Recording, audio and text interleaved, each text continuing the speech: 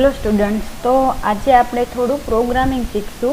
એટલે C લેંગ્વેજના programme કયા સોફ્ટવેરની અંદર થાય છે અને કેવી રીતે બનાવાય છે તો આવો જોઈએ.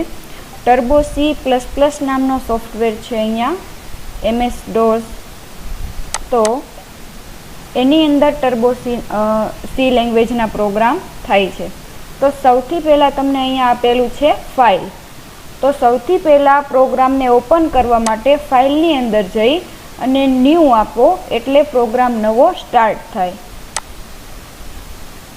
અહીંયા તમને હાફ સ્ક્રીન આપેલી છે. જો આને ફૂલ સ્ક્રીન કરવી હોય તો તમે અહીંયા F5 આપી શકો છો, શોર્ટકટ કી છે, એટલે ફૂલ સ્ક્રીન થઈ જશે. આ તમારા પ્રોગ્રામ લખવા માટેની સ્ક્રીન છે. તો આપણે પ્રોગ્રામનું સ્ટ્રક્ચર જોયું હતું, સી લેંગ્વેજનું સ્ટ્રક્ચર.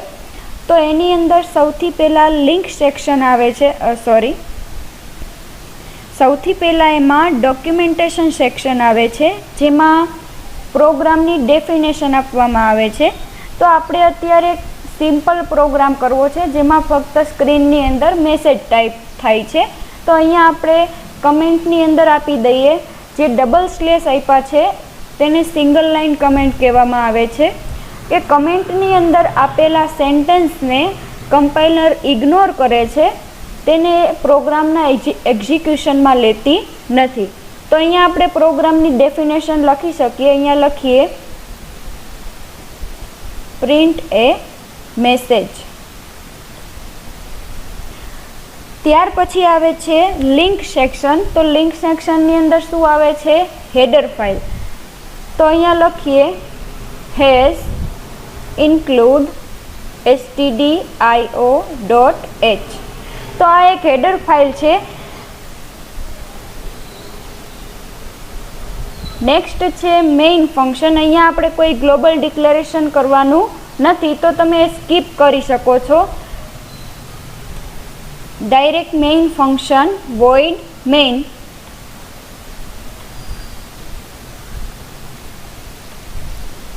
તો આની અંદર આપણે મેસેજ ટાઈપ કરવા માટે અને સ્ક્રીનની અંદર આઉટપુટ જોવા માટે printf ફંક્શનનો ઉપયોગ થાય છે. printf ફંક્શન stdio.h નામની હેડર ફાઇલની અંદર છે, જે સી લેંગ્વેજની લાઇબ્રેરીની અંદર ફંક્શન બાય ડિફોલ્ટ આપેલા છે. એનો તમારે ઉપયોગ કરવો હોય તો હેડર ફાઇલ લખવી જરૂરી છે. એટલા માટે આપણે અહીંયા હેડર ફાઇલ લખેલી છે હેઝ ઇન્ક્લુડ stdio.h, કારણ કે આપણે printf ફંક્શનનો ઉપયોગ કરવાના છીએ એટલા માટે.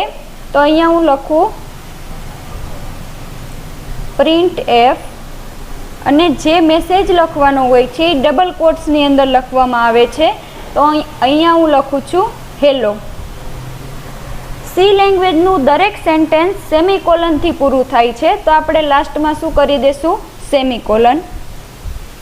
નેક્સ્ટ છે getch. getch ફંક્શનનો ઉપયોગ શું થાય છે?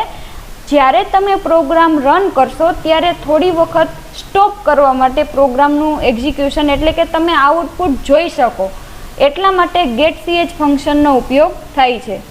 અધરવાઇઝ પ્રોગ્રામ જ્યારે તમે રન કરશો તો યુઝર જોઈ નહીં શકે કે શું આઉટપુટ આવેલું છે. તો એક વખત ચાલો ચેક કરી લઈએ વિધાઉટ getch શું થાય છે. તો સૌથી પહેલાં પ્રોગ્રામ સેવ કરશું. તો સેવ કરવા માટે તમે અહીંયા સેવ ઉપર પણ ક્લિક કરી શકો છો, અથવા તો એની શોર્ટકટ કી છે F2. તો આપણે F2 પ્રેસ કરીએ. અહીંયા બિન સુધીનો પાથ આપણે રાખશું. ત્યાર પછી અહીંયા ફાઇલનું નામ આપશું. તો આપણો આ પહેલો પ્રોગ્રામ છે, અહીંયા કંઈ પણ નામ આપી શકાય. અહીંયા હું આપું છું 1.c. .c એ સી લેંગ્વેજના પ્રોગ્રામનું એક્સટેન્શન છે. ફરજિયાત .c લખવું જરૂરી છે. ઓકે. 1.c નામની એક ફાઇલ છે. તો આપણે અહીંયા એરર બતાવે છે ઓવરરાઇટ એક્ઝિસ્ટિંગ ફાઇલ, એટલે કે ઓલરેડી એક ફાઇલ આવી છે, તમારે ઓવરરાઇટ કરવી છે. તો અહીંયા આપણે નો પ્રેસ કરશું, ફરીથી સેવ કરશું કોઈ બીજા નામે. એકને એક નામે બે વખત પ્રોગ્રામ સેવ કરી શકાય નહીં તો જે જૂનો પ્રોગ્રામ છે એ નીકળી જશે અને નવો પ્રોગ્રામ ઓવરરાઇટ થઈ જશે. માટે આપણે બીજું નામ આપી દઈએ f1.c. તો અહીંયા જો તમને પ્રોગ્રામનું નામ બતાવે છે. ચાલો પ્રોગ્રામ આપણે રન કરીએ. તો રન કરવા માટે શોર્ટકટ કી છે Ctrl F9 અને પ્રોગ્રામને કમ્પાઇલ કરવા માટે એટલે કે પ્રોગ્રામની અંદર કોઈ એરર છે કે નહીં જો ચેક કરવી હોય તો તમે Alt F9 આપી અને ચેક કરી શકો છો. અને પ્રોગ્રામને રન કરવા માટે અહીંયાથી રન ઉપર ક્લિક કરી શકાય છે અથવા તો Ctrl F9 આપી શકાય. આ એની શોર્ટકટ કી આપેલી છે. તો અહીંયા હું રન ઉપર ક્લિક કરું છું. જો પ્રોગ્રામનું આઉટપુટ બતાવતા નથી. પ્રોગ્રામ રન થઈ ગયેલો છે પણ તમે આઉટપુટ જોઈ શકતા નથી. તો એના માટે આપણે અહીંયા એક ફંક્શન લખશું getch, એટલે કે જે આઉટપુટની સ્ક્રીન આવે એ થોડી વાર સ્ટોપ રહે. જ્યાં સુધી તમે એન્ટર ન આપો ત્યાં સુધી એ સ્ક્રીન જશે નહીં. પ્રોગ્રામને ફરીથી સેવ કરીએ. F2 આપી દઈએ, અહીંયા આપી દઈએ યસ. હવે કરું છું રન. જુઓ અહીંયા એક વખત ઓલરેડી પ્રોગ્રામ રન થઈ ગયો હતો એટલા માટે એક વખત હેલો આવેલું છે. બીજી વાર પ્રોગ્રામ રન કર્યો એટલે બીજી વખત હેલો આવ્યું. બરાબર. ઉપર જે અહીંયા તમને લખેલું બધું બતાવે છે, ઉપર જેટલું પણ રાઇટિંગ છે બધું કાઢવું હોય તો એના માટે પણ એક ફંક્શન છે. તો એ પણ આપણે જોઈએ. અહીંયાથી આપણે બહાર નીકળવા માટે એન્ટર આપશું એટલે ડાયરેક્ટ પાછી આ સ્ક્રીનની અંદર આવી જશું. તો અહીંયા જે ઉપરનું બધું ક્લિયર કરવું હોય, સ્ક્રીન આખી ક્લિયર કરવી હોય તો એના માટે ફંક્શન છે CLR ક્લિયર સ્ક્રીન, જેથી ફક્ત તમારા પ્રોગ્રામનું આઉટપુટ બતાવશે, બીજું કાંઈ લખાણ બતાવશે નહીં.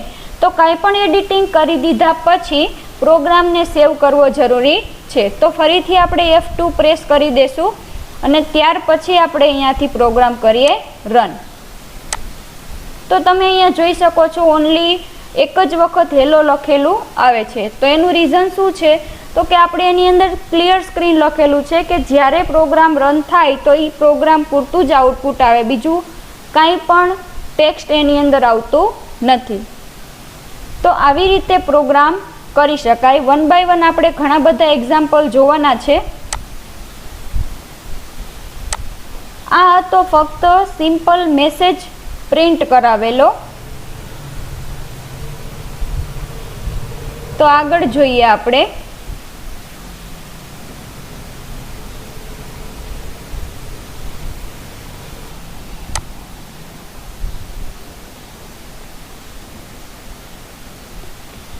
તો હવે આપણે જોઈશું decision making and branching statement.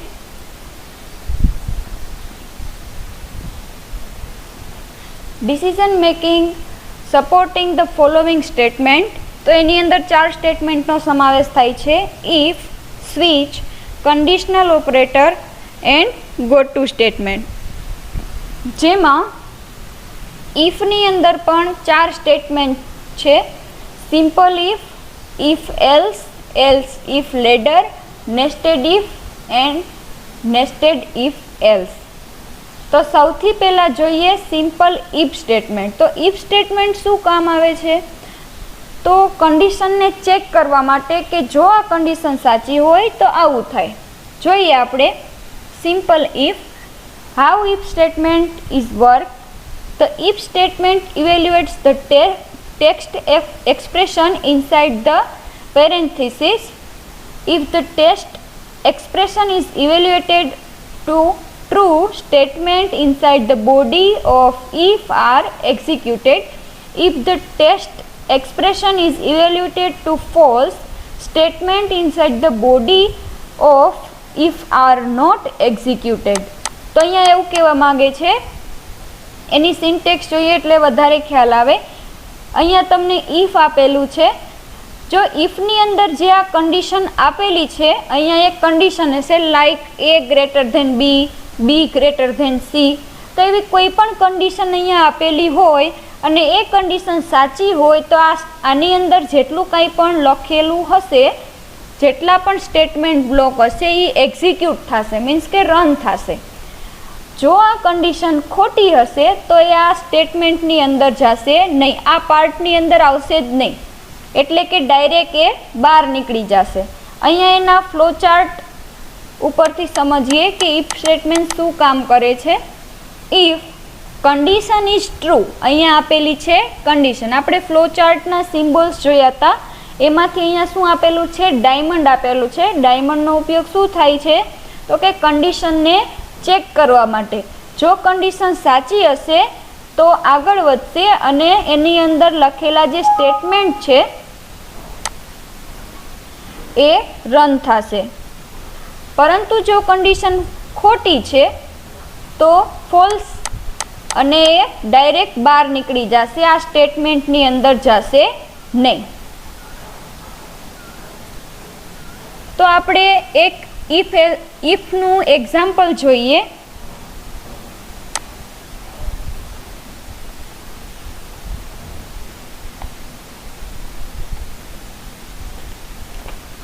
Programme લઈએ અહીંયાથી, file, new,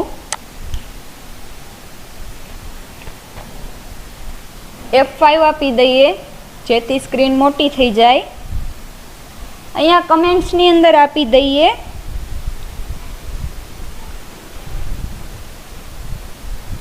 example of if, એટલે કે ઇફનું એક્ઝામ્પલ.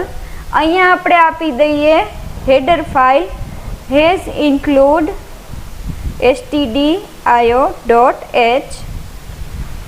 ત્યાર પછી void main.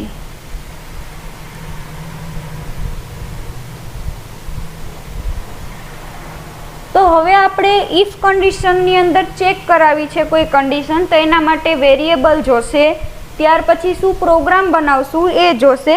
તો અહીંયા આપણે પ્રોગ્રામ એવો બનાવો છે કે બે વેરિયેબલની અંદર વેલ્યુ સ્ટોર કરાવીએ અને એમાંથી ચેક કરીએ કે બેમાંથી કઈ વેલ્યુ મોટી છે, બરાબર. તો એના માટે આપણી પાસે કેટલા વેરિયેબલ જોશે, બે વેરિયેબલ. તો અહીંયા હું ઇન્ટીજર ડેટા ટાઈપ લઉં છું. જો આ બધા કીવર્ડ છે, તમને સમજમાં આવી ગયું હશે. જો વ્હાઇટ કલરના થઈ જાય છે, ઇન્ટ, આઈએનટી, વોઇડ, આ બધા શું છે, કીવર્ડ છે. અને આ એક પ્રકારની શું છે, આપણી ડેટા ટાઈપ. તો કીવર્ડનો આવી રીતે અલગ અલગ જગ્યાએ સી લેંગ્વેજની અંદર ઉપયોગ થાય છે. તો ઇન્ટીજરના આપણે બે વેરિયેબલ બનાવશું. એક વેરિયેબલ બનાવીએ x ઇક્વલ 20, એટલે કે x વેરિયેબલ બનાવ્યો અને એને વેલ્યુ આપી દીધી આપણે 20. ત્યાર પછી એક વેરિયેબલ બનાવીએ y ઇક્વલ 22 અને અહીંયા આપી દઈએ સેમિકોલન. આવી રીતે પણ લખી શકાય અને આ બંને સ્ટેટમેન્ટને અલગ અલગ પણ લખી શકાય. અહીંયા હું લખું આઈએનટી y ઇક્વલ 22, અહીંયાથી કાઢી નાખું. તો આવી રીતે પણ લખી શકાય, પરંતુ એક સ્ટેટમેન્ટની અંદર આવી જાય છે તો આપણે બે વખત લખતા નથી. તો અહીંયાથી શું કરું, રિમૂવ કરી દઉં છું. અહીંયા લખું y ઇક્વલ 22, એના ઉપર આપણે ક્લિયર સ્ક્રીન કરી દઈએ CLR SCR. આ ફંક્શનથી શું થશે, જ્યારે પ્રોગ્રામ રન થશે ત્યારે સ્ક્રીન આવશે ક્લિયર, બીજું કોઈ જ આઉટપુટ નહીં આવે સિવાય કે પ્રોગ્રામ. ચાલો અહીંયા આપણે ઇફ કન્ડિશન મૂકશું ઇફ, અને કન્ડિશનની અંદર શું મૂકશું, x લેસ ધેન y. જો આ કન્ડિશન સાચી પડે તો શું હશે, અહીંયા લખેલું છે x લેસ ધેન y. આનો મતલબ છે x નાના છે y કરતાં. જો આ કન્ડિશન સાચી હોય તો વેરિયેબલ x ની વેલ્યુ નાની છે અને y ની વેલ્યુ મોટી છે. તો આપણે અહીંયા લખી શકીએ variable x is less than y. તો અહીંયા આપણે મેસેજ પ્રિન્ટ કરાવશું પ્રિન્ટ એફ અને ડબલ કોટ્સની અંદર લખશું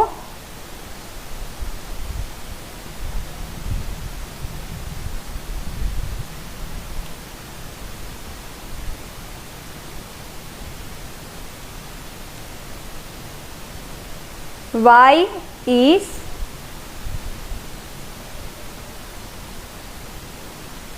મેક્સિમમ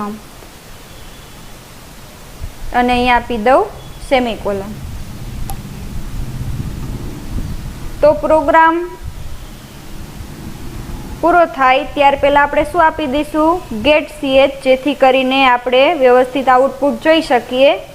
હવે પ્રોગ્રામ કરી દઈએ સેવ. સેવ કરવા માટે આપણે આપશું F2 અને અહીંયા નામ આપી દઈશું if dot C. Dot C શું છે એનું એક્સટેન્શન. જો અહીંયા પ્રોગ્રામનું નામ આવી ગયું. ચાલો પ્રોગ્રામ કરીએ run.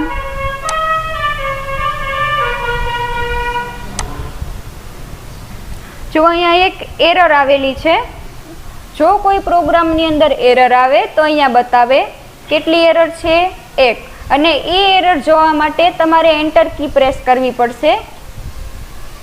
Declaration is not allowed here. હવે તમે એન્ટર આપશો એટલે તમને ક્યાં પ્રોબ્લેમ છે એ બતાવશે.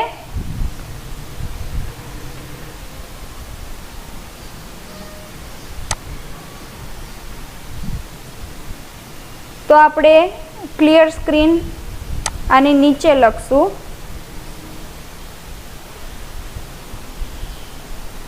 પ્રોગ્રામ કરીએ સેવ, ત્યાર પછી કરીએ રન. તો મિત્રો તમે જોયું કે એરર કેવી રીતે સોલ્વ કરી શકાય. ડિક્લેરેશન સૌથી પહેલાં આવશે, ત્યાર પછી ક્લિયર સ્ક્રીન આવશે. તમે અહીંયા ઉપર લખશો તો એરર જનરેટ કરશે. આવી જ રીતે તમે એરર સોલ્વ કરી શકો. ફોર એક્ઝામ્પલ અહીંયાથી હું સેમિકોલન કાઢી નાખું તો પાછી એરર આવશે. પ્રોગ્રામ કરું સેવ અને આપણે કરીએ રન. જો અહીંયા 2 એરર બતાવે છે. જોઈએ આપણે શું કહે છે એરર. Statement missing. અહીંયા લાઈન પણ બતાવે છે કે કઈ લાઈનની અંદર એરર છે. તો આપણે એન્ટર આપીએ. જો જે લાઈનમાં એરર હશે એના નીચેની લાઈનમાં કર્સર ઊભું હશે તો અહીંયા આપણે શું આપી દઈશું? સેમિકોલન. તો આવી રીતે એરર સોલ્વ કરી શકાય. પાછો પ્રોગ્રામ કરીએ રન. જો y ઇઝ મેક્સિમમ. હવે તમને ખ્યાલ આવી ગયો હશે કે કેવી રીતે પ્રોગ્રામ કરવો.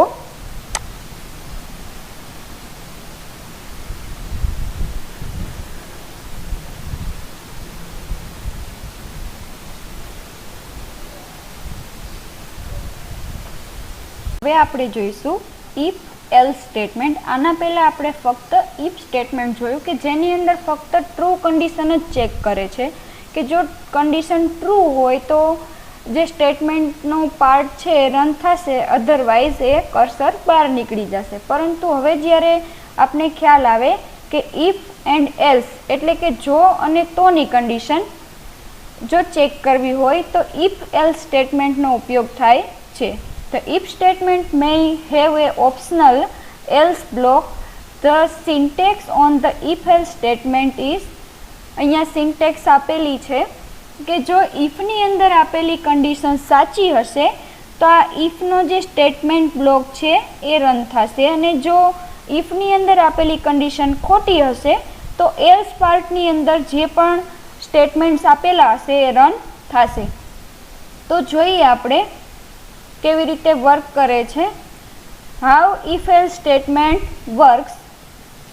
If the text expression is evaluated to true, કે જ્યારે ઇફ કન્ડિશનનું અહીંયા આપેલી કન્ડિશન જો સાચી હશે તો statements inside the body of if are executed. એટલે કે ઇફની body starting curly braces and ending curly બ્રેસીસની વચ્ચે જે હોય છે એને બોડી કહેવાય.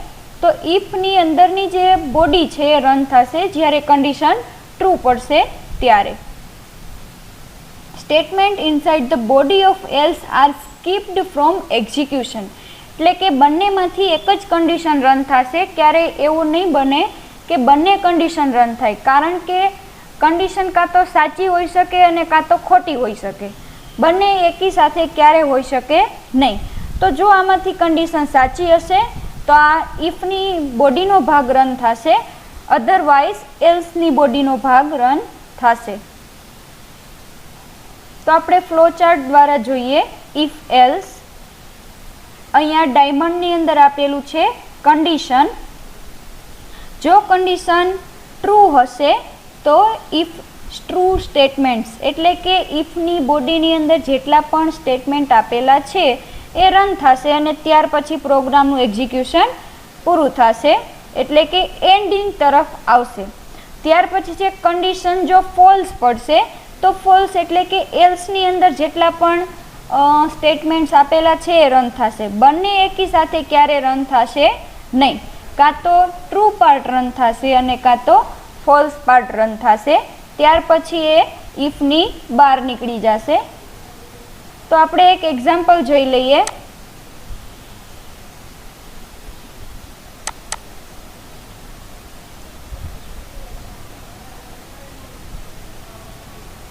ચાલો અહીંયા પ્રોગ્રામ લઈ લઈએ. New F5 example of if else. અહીંયા તમે પ્રોગ્રામની ડેફિનેશન પણ લખી શકો.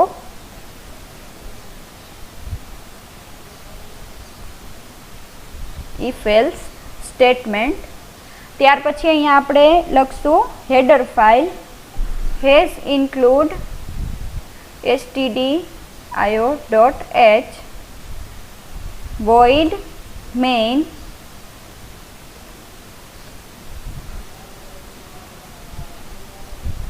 તો સૌથી પહેલાં આપણે ડિક્લેરેશન કરશું. સૌથી પહેલાં આપણે જોઈશું કે આપણે આની અંદર કેટલા વેરિયેબલ જોશે. તો અત્યારે આપણે ઓડ ઇવનનો પ્રોગ્રામ કરવો છે. ઓડ ઇવન એટલે કે તમે કોઈ સંખ્યા આપો છો. આપણે આગળના પ્રોગ્રામમાં જોયું કે તમે વેલ્યુ ફિક્સ આપી દીધી હતી x = 20 એન્ડ y = 22. પણ તમે એવું પણ કરી શકો છો કે પ્રોગ્રામ દરમિયાન એટલે કે પ્રોગ્રામ રન થાય પ્રોગ્રામના એક્ઝિક્યુશન દરમિયાન તમારે જો વેલ્યુ આપવી હોય તો આપી શકો છો. તો અત્યારે આપણે એવું કરીએ, ઇન્ટીજર એક વેરિયેબલ ડિફાઇન કરીએ નંબર, એને કોઈ વેલ્યુ આપતા નથી. ત્યાર પછી ક્લિયર સ્ક્રીન, printf અહીંયા આપણે આપશું એન્ટર યોર નંબર. તમે કોઈ બી નંબર નાખશો રન ટાઈમ એટલે કે પ્રોગ્રામ રન થાય ત્યારે. તો ફક્ત આપણે અહીંયા મેસેજ ટાઈપ કરશું એન્ટર યોર નંબર સેમિકોલન. ત્યાર પછી એક ફંક્શન છે રન ટાઈમ વેલ્યુ લેવા માટે scanf, જેનું નામ છે scanf. તો scanf ફંક્શનનો યુઝ કરી અને તમે વેલ્યુ રન ટાઈમ લઈ શકો. અત્યારે આપણે વેરિયેબલની વેલ્યુ આપેલી નથી, પરંતુ એ ક્યારે આવશે? પ્રોગ્રામ જ્યારે રન થશે ત્યારે યુઝર પાસેથી વેલ્યુ માંગશે. તો અહીંયા આપણે લખીએ %d. %d શું કામ? તો કે આપણે ફોર્મેટ સ્પેસિફાયર જોયા હતા કે જ્યારે ઇન્ટીજરનો કોઈ વેરિયેબલ હોય અને ઇન્ટીજર આપણે રિપ્રેઝેન્ટ કરવું હોય, કમ્પાઇલરને કહેવું હોય કે આ વેરિયેબલ છે ઇન્ટીજરનો છે, તો ત્યારે %d નો ઉપયોગ કરવામાં આવે છે. ત્યાર પછી %, આપણે વેરિયેબલ લીધેલો છે નંબર. જ્યારે રન ટાઈમ વેલ્યુ મંગાવી હોય ત્યારે scanf ફંક્શનની અંદર આવી રીતે લખવામાં આવે છે. બે આર્ગ્યુમેન્ટ છે, પહેલું છે ફોર્મેટ સ્પેસિફાયર અને બીજું છે વેરિયેબલ. %નો ઉપયોગ વેલ્યુ ગેટ કરવા માટે થાય છે કે રન ટાઈમ જે તમે વેલ્યુ આપશો એ આ નંબરની અંદર સ્ટોર થશે. એટલા માટે આગળ શું લખવામાં આવે છે?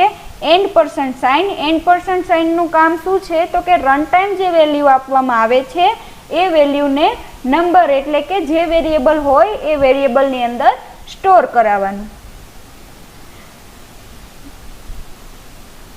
તો તમે પ્રોગ્રામ રન કરશો એટલે નંબરની અંદર વેલ્યુ આવશે, નંબર નામના વેરિયેબલની અંદર. તો હવે આપણે ચેક કરાવશું ઇફ નંબર મોડ્યુલો 2. મોડ્યુલો શું રિટર્ન કરે? રિમાઇન્ડર. રિમાઇન્ડર એટલે કે શેષ. ફોર એક્ઝામ્પલ, કોઈ પણ નંબર તમે આપો છો, ધારો કે મેં નંબર આપેલા છે 10, તો 10 મોડ્યુલો 2.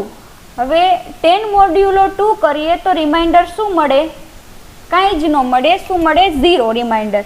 એટલે કે ઓડ અને ઇવન જો રિમાઇન્ડર નથી મળતી તો એને શું કહેવાય? ઇવન નંબર કહી શકાય. ફોર એક્ઝામ્પલ, 7 મોડ્યુલો 2 કરો તો રિમાઇન્ડર કેટલી મળે? 1 મળે. તો એને કેવા નંબર કહેવાય? ઓડ નંબર કહેવાય. તો જો આ કન્ડિશન સાચી છે, ઇફ નંબર મોડ્યુલો 2 એટલે કે નંબરની અંદર કોઈ પણ ડિજિટ તમે આપી શકો છો, કોઈ પણ વેલ્યુ આપી શકો છો, એને ડિવાઈડ બાય 2 કરશો અને જો તેની રિમાઇન્ડર 0 મળશે તો એનો મતલબ શું છે? કે એ નંબર છે ઇવન છે. અને જો આ કન્ડિશન ખોટી પડશે તો એનો મતલબ શું છે? કે એ નંબર છે એ ઓડ છે. બરોબર? તો અહીંયા આપણે મેસેજ પ્રિન્ટ કરાવીએ. પ્રિન્ટ એફ આપેલો નંબર કેવો છે? Number is even.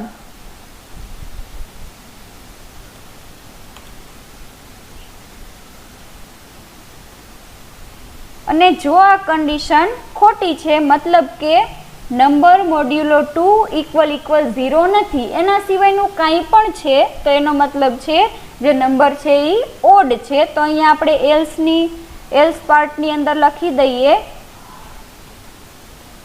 Print F number is odd.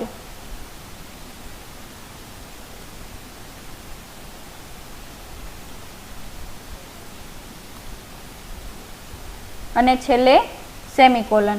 અહીંયા ઇફ પાછળ સેમિકોલન કરવામાં આવતા નથી. તો તમને એક વસ્તુ ખ્યાલ આવી જશે કે સેમિકોલન કઈ જગ્યાએ કરવા. તો ઇફ કન્ડિશન એટલે કે જેને બોડી હોય એની પાછળ સેમિકોલન આવે નહીં.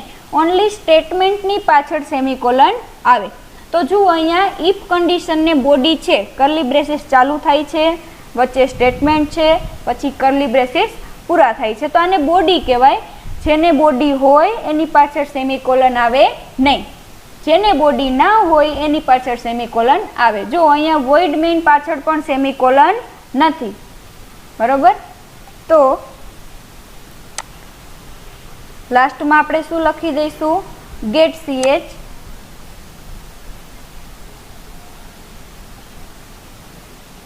સેમિકોલન. પ્રોગ્રામ કરીએ સેવ અને અહીંયા લખી દઈશું આપણે ઓડ ઓર even. Odd even dot C. ચાલો તો પ્રોગ્રામ કરીએ રન. અહીંયાથી ફરીથી ઓપન કરી શકાય. તો પ્રોગ્રામને ઓપન કરવા માટે આપણે શું કરશું? સૌથી પહેલાં ફાઇલની અંદર ઓપન ઉપર ક્લિક કરી શકો છો, અથવા તો F3 પણ આપી શકાય છે. ત્યાર પછી અહીંયા પ્રોગ્રામનું નામ પણ લખી શકાય છે. અધરવાઇઝ તમે અહીંયા કોઈ બી પ્રોગ્રામ ઉપર ક્લિક કરો ત્યાર પછી આપણે પ્રોગ્રામનું નામ આપેલું હતું ઓડ ઇવન. તો ઓ પ્રેસ કરો એટલે ડાયરેક્ટ ઓ સિરીઝવાળા દરેક પ્રોગ્રામ આવશે. અહીંયાથી આપી દઈએ ઓપન, F5 અને પ્રોગ્રામને કરીએ રન. જો અહીંયા તમને પૂછશે કે તમારે કયો નંબર એન્ટર કરાવવો છે, તો તમે કોઈ બી નંબર એન્ટર કરાવી શકો. ફોર એક્ઝામ્પલ હું આપું છું 9. 9 કેવો નંબર છે? ઓડ નંબર છે. 9 આપી અને આપણે આપશું એન્ટર. તો જુઓ અહીંયા બતાવે છે નંબર ઇઝ ઓડ. પ્રોગ્રામ કરીએ બીજી વાર રન. અહીંયા આપણે આપીએ 10. તો 10 નંબર છે એ કેવા છે? ઇવન છે. એન્ટર આપીએ, નંબર ઇઝ ઇવન. તો આવી રીતે પ્રોગ્રામ કરી શકાય.